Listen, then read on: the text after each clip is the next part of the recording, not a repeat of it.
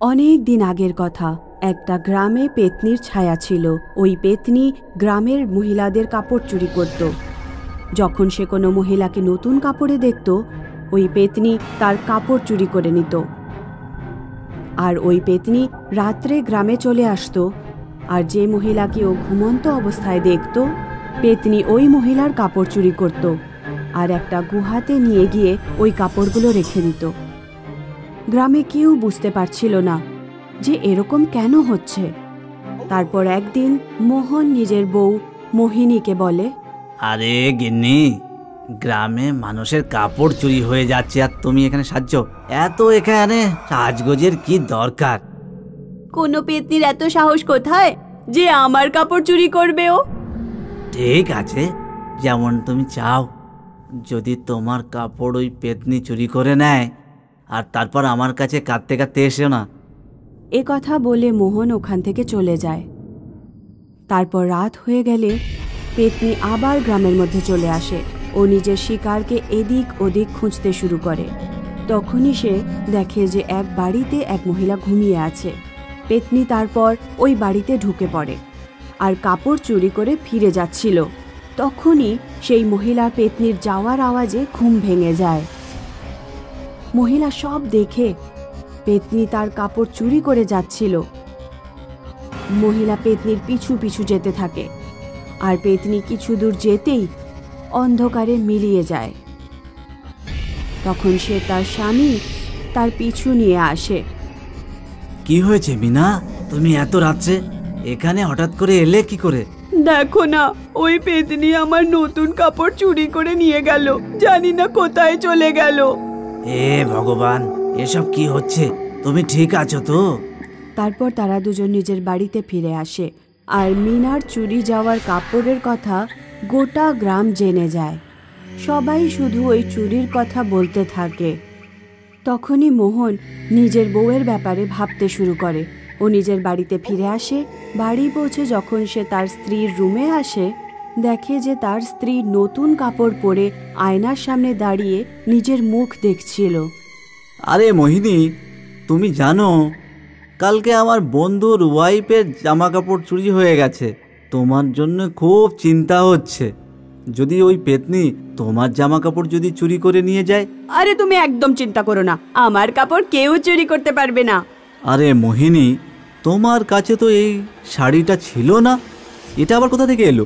আরে না, আমি তো কিছুদিন আগেই কিনেছিলাম। আমি হয়তো তোমাকে বলতেই ভুলে গেছি। তারপর মোহন তার স্ত্রীকে খুঁজতে মোহনের বাড়িতে যায়। মোহনের বাড়িতে যেতেই ও ওকে জিজ্ঞেস করে, আরে মোহন ভাই, বৌদি কেমন আছেন? আমি শুনেছি পেতনি ওনারও কাপড় চুরি করে নিয়ে গেছে। আরে কি বলবো ভাই, তোমার বৌদি যবে থেকে কাপড় চুরি হয়েছে ও তো কাঁদতে কাঁদতে অবস্থা খারাপ করে ফেলছে। কায়ে জানে এই পেতনির কি হবে। আমাদের গ্রাম থেকে কবে যাবে ছায়া? মোহিনী বৌদি তো ঠিক আছে, ওনার প্রতি তুমি একটু নজর রেখো, বুঝলে? কোথাও আবার পত্নী ওনার কাপড়ও চুরি না করে নিয়ে যায়। ঠিক আছে ভাই, আমি এখন আসি। আমারও মোহিনীকে নিয়ে খুব ভয় হয়। এইসব কথা বলে মোহন ওখান থেকে নিজের বাড়ির দিকে রওনা হয়। ও এদিক সেদিক দেখে, ও খুব ভয় পেয়ে যায়। ও দেখে যে মোহিনী নিজের ঘরে নেই। ও ওকে ডাকতে শুরু করে, মোহিনী, আরে ও মোহিনী, তুমি কোথায় গেলে? বাইরে থেকে একজন মহিলার কান্নার আওয়াজ আসে।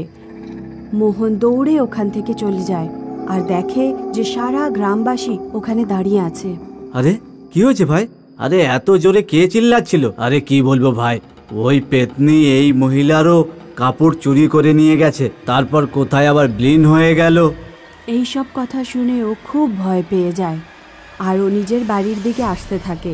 বাড়িতে এসে দেখে মোহিনী নতুন একটা কাপড় পরে আয়নার সামনে দাঁড়িয়ে আছে আর নিজেকে দেখে যাচ্ছে আয়নায়।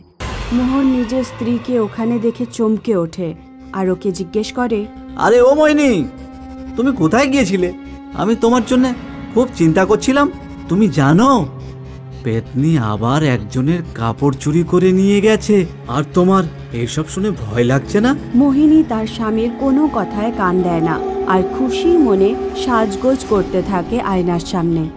মোহন তাকে আবার একটা নতুন শাড়িতে দেখে খুব ভয় পেয়ে যায়। আরে মোহিনী, তোমার কাছে টাকা কোথা থেকে এলো? এত শাড়ি কিনছো তুমি, এই শাড়ি কোথা থেকে এলো তোমার কাছে? আমি সংসার খরচা থেকে কিছু টাকা বাঁচিয়েছি, আর সেই টাকায় কেনা এই শাড়ি। রোহন এসব দেখে মোহিনীর ওপর সন্দেহ করতে থাকে, আর ও বুঝতে পারছিল না যে এসব কি চলছে। ও তার পরের দিন ওর বন্ধু মোহনের কাছে যায় আর নিজের স্ত্রীর ব্যাপারে বলে। যখন কোনো মহিলার গ্রামে কাপড় চুরি হয়ে যায়, জানি না পরের দিন মোহিনীর কাছেও নতুন শাড়ি কিভাবে চলে আসে। আমার জানিস তো খুব সন্দেহ হচ্ছে। মোহন তারপর ওকে একটা উপায় দেয়। আমি তোর বাড়িতে আগে থেকেই লুকিয়ে পড়ব, আর তুইও ঘুমানোর ভান করবি। যদি রাত্রে বৌদি বাইরে কোথাও যায়, তাহলে আমরা দুজনে মিলে ওনার পিছু নেব, বুঝলি? তারপর যখন রাত হলো, মোহন রোহনের বাড়িতে তার বিছানা নিয়ে লুকিয়ে পড়ে। আর যেই মোহিনী বাড়ির বাইরে যেতে লাগে, ও রোহনকে ডেকে দেয়। আরে এ রোহন, ওঠ, ওই দেখ বৌদি কোথায় যাচ্ছে। রোহন আর মোহন মোহিনীর পিছু পিছু যেতে থাকে। তখন কিছু দূর যাবার পর মোহিনী পেতনির রূপ ধারণ করে। ওরা দুজনে এটা দেখে খুব ভয় পেয়ে যায়। তারপর পেতনি অন্য একজন মহিলার কাপড় চুরি করে গুহার মধ্যে যেতে থাকে। ওরা দুজনই ওর পেছনে পেছনে গুহার মধ্যে চলে যায়। রোহন ওই পেতনিকে জিজ্ঞেস করে, আরে তুই কি রে? তুই আমার পত্নীর সঙ্গে কি করেছিস বলতো? তোমার বউ এখন আমার বশে, আমি চিরদিন মোহিনীর শরীরে থাকবো। তখনই মোহন পেছন থেকে এসে পেতনির চুরি করা কাপড়ে আগুন লাগিয়ে দেয়। আরে এটা তুই কি করলি? পেতনি মোহিনীর শরীর থেকে বেরিয়ে পুড়ে মরে যায়। মোহিনী তার আসল রূপে ফিরে আসে। রোহন আর মোহনকে পেতনির হাত থেকে বাঁচানোর জন্য ধন্যবাদ জানায়। আর এইভাবেই ওই পেতনির ছায়া চিরদিনের মতো গ্রাম থেকে চলে যায়। অর্পিত আর দেব দিল্লিতে চাকরি করত। ওদের স্যালারি খুব বেশি ছিল না, সেই জন্য ওরা শহর থেকে দূরে সস্তা একটা ফ্ল্যাট নিয়েছিল। 6 তলার বিল্ডিংয়ে ওরা 4 তলায় থাকতো। 2 তলায় বাড়ির মালিক থাকতো। অর্পিত আর দেব রাত্রে বেলায় প্রায় সময় ওপরের ঘর থেকে ডিজে বাজার আওয়াজ শুনতে পেত। অর্পিত, রাত এখন 2টো বাজে, জানা ওপরের লোকটাকে একবার বারণ করে আয় না, যে ডিজে বন্ধ করে দেয়। অর্পিত ওপরে 5th ফ্লোরে যায়। ও দেখে যে মেইন গেটের দরজা আগে থেকেই খোলা ছিল।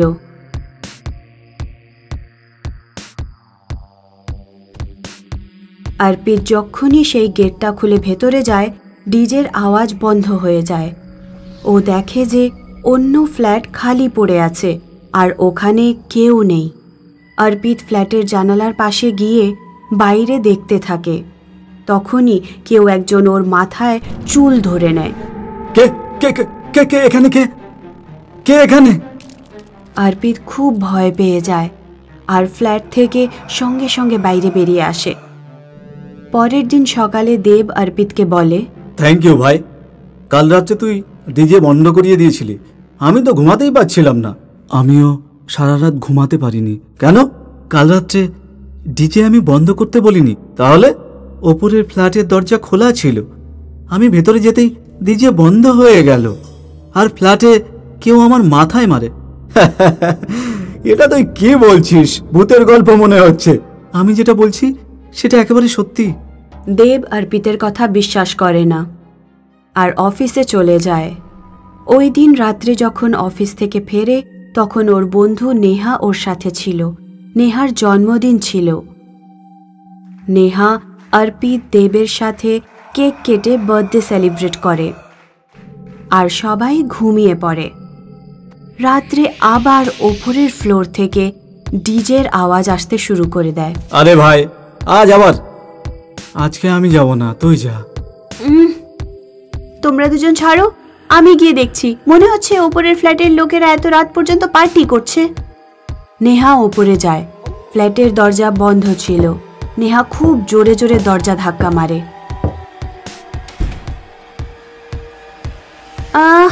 কে আছে এখানে?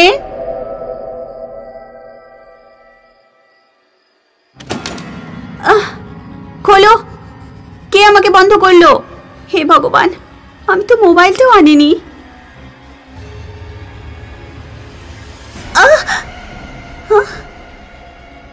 অর্পিত, দেব, কেউ কি আমার আওয়াজ শুনতে পাচ্ছ? অর্পিত আর দেব ঘুমোচ্ছিল এখনো। দেব নেহার চিৎকার শুনতে পায়। দেব উঠে পড়ে আর ওপরের ফ্ল্যাটে দৌড়ে যায়। ফ্ল্যাটের দরজা বন্ধ ছিল। নেহা,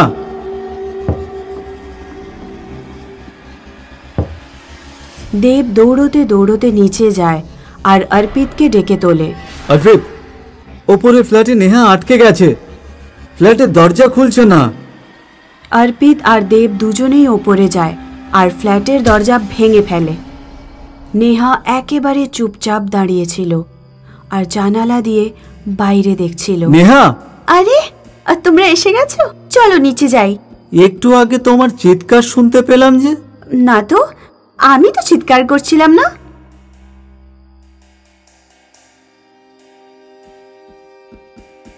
নেহা, দেব আর অর্পিত ঘুমিয়ে পড়ে। কিছুক্ষণ পর ওপরের ফ্ল্যাট থেকে আবার আওয়াজ আসতে শুরু করে। অর্পিতের চোখ খোলে ও দেখে যে নেহা বিছানায় নেই। দেব, ওঠ, নেহা আবার কোথায় গেল?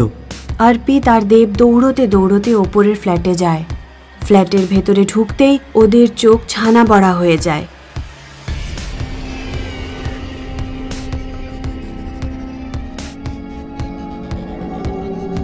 অর্পিত আর দেব কোনো প্রকারে নেহাকে ওখান থেকে টেনে নিচে নিয়ে আসে।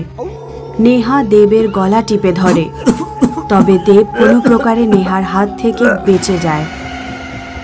দেব আর অর্পিত ওই রাত্রে দোতলার ঘরের মালিকের কাছে পৌঁছায়। আপনার বিল্ডিং এ টপ ফ্লোরে এসব কি চলছে? 7 বছর আগের কথা, দুজন ছেলে আর মেয়ে একসাথে ওপরের ফ্ল্যাটে বাস করতে এসেছিল। ওরা এই শহরে তখন নতুন এসেছিল। প্রথমের দিকে তো ওদের জীবনযাত্রা ঠিক চলছিল, কিন্তু তারপর কোনো কারণবশত ওদের চাকরি চলে যায়। ওই দুজন মেয়ে ওই দুজন ছেলের গার্লফ্রেন্ড ছিল। চাকরি চলে যাবার কারণে টাকা পয়সার অনেক সমস্যা হতে লাগলো। আর তারপর একদিন ওদের মধ্যে একজন মেয়ের জন্মদিন ছিল। জন্মদিন পালন করার পর ওরা 4 জন ঝাঁপ দিয়ে আত্মহত্যা করে নেয়। তবে থেকে ওপরের ফ্লোর থেকে এরকম পার্টির আওয়াজ শোনা যায়। যদিও ওরা কাউকে ক্ষতি করে না। তোমরা চাইলে থাকতে পারো, না হলে ফ্ল্যাট খালি করতে পারো। দেব আর অর্পিত ফ্ল্যাট ছেড়ে দেয় তখনই। আজও যদি কেউ 4 তলায় থাকতে যায়, তবে সে ওপরের ফ্লোর থেকে পার্টির আওয়াজ শুনতে পায়।